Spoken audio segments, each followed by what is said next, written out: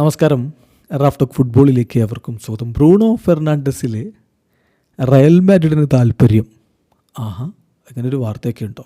ഇങ്ങനൊരു വാർത്ത പടച്ചു വിടുന്നത് തെറ്റായിട്ടുള്ള വാർത്തയല്ലേ എന്നൊക്കെ ഒരു ഭാഗത്ത് സ്വാഭാവികമായിട്ടും കേൾക്കുന്നവർക്ക് തോന്നും. പക്ഷേ അത്തരം ചർച്ചകളുണ്ട് എന്ന് മാത്രമല്ല, അത് റൂബൻ അമോറിമിനോട് തന്നെ ചോദിച്ചു.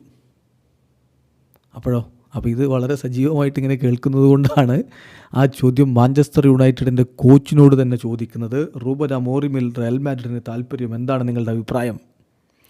മറുപടി ഫബ്രീസിയോ റൊമാനോ റിപ്പോർട്ട് ചെയ്യുന്നു. മറുപടി, ഇറ്റ് വിൽ നോട്ട് ഹാപ്പൻ.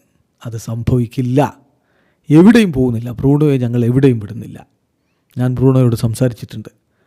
ഒരു ദിവസം ഞങ്ങൾക്ക് വീണ്ടും പ്രീമിയർ ലീഗ് ചാമ്പ്യന്മാരാവണം.